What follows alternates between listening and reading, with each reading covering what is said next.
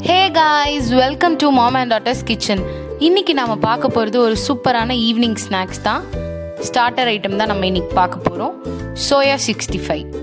வாங்க சோயா 65 எப்படி செய்கிறதுன்னு பார்க்கலாம். அதுக்கு தேவையான பொருட்கள் என்னன்னு பார்த்துடலாம். Soya, chilli powder, turmeric powder, garam masala, கடலை மாவு, அரிசி மாவு, ginger garlic paste, curd, salt, oil. இந்த மாதிரி பாத்திரத்தில் தண்ணி எடுத்துக்கிறேன். அது நல்லா பாயில் ஆகட்டும். இந்த மாதிரி கொதி வந்தோன்னே கொஞ்சம் உப்பு சேர்த்துக்கலாம், ஒரு ஸ்பூன் அளவுக்கு. சோயாவை இதில் சேர்த்துடலாம். ஒரு 2 minutes ஒரு மீடியம் ஃப்ளேமில் வச்சுட்டு பாயில் பண்ணிவிட்டு ஸ்டவ் ஆஃப் பண்ணிடலாம். பாருங்கள், நல்லா இது கொதிக்கிறதுலனால ஈஸியாக இது உங்களுக்கு பாயில் ஆகிடும். ஸோ இந்த மாதிரி ஸ்டேஜில் நான் இப்போ ஸ்டவ் ஆஃப் பண்ணிவிட்டு தட்டு போட்டு மூடி வச்சிடுறேன். ஒரு 10 minutesக்கு இப்படி இருக்கட்டும். அதுக்கப்புறம் அதை நல்ல தண்ணி புழிஞ்சு நல்ல ட்ரை ஆக்கிட்டு இந்த மாதிரி எடுத்து வச்சுருக்கேன். ஒரு பவுலில் ட்ரான்ஸ்ஃபர் பண்ணியிருக்கேன்.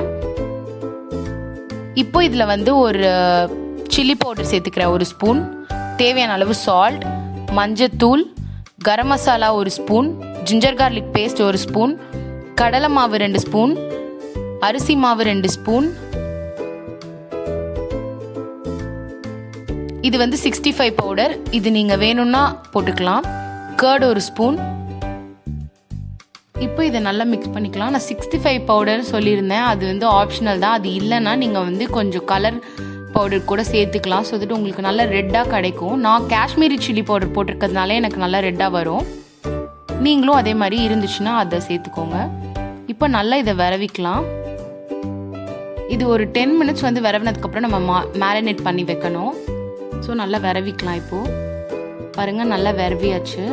இப்போ இதை ஒரு 10 minutesக்கு மேரினேட் பண்ணி வச்சிடலாம். இப்போ எண்ணெய் சூடானதும் இதில் போட்டு பொரிச்சு எடுத்துடலாம். கொஞ்சம் கொஞ்சமாக போட்டு பொரிச்சுக்கலாம். நம்ம மீடியம் ஃப்ளேமில் வச்சுக்கோங்க, ரொம்ப கருகிடும். இல்லைன்னா நமக்கு நல்லா ரெட் கலரில் வர வரைக்கும் நம்ம நல்லா கிறிஸ்பியாக வந்துடும். ஸோ நம்ம அது வர வரைக்கும் வெயிட் பண்ணலாம். இந்த மாதிரி கன்சிஸ்டன்சியில் எடுத்துடலாம். உங்களுக்கு நல்லா கிறிஸ்பியாக இருக்கும்.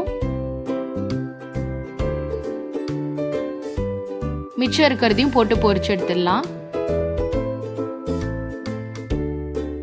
இதில் நான் இப்போ கொஞ்சம் கருவேப்பிலையும் போட்டு பொரிக்கிறேன். அதோட சேர்த்து சாப்பிடும் போது சூப்பராக இருக்கும். நம்ம சுவையான சோயா 65 ரெடி ஆயிடுச்சு. கண்டிப்பாக இதை ட்ரை பண்ணி பாருங்கள்.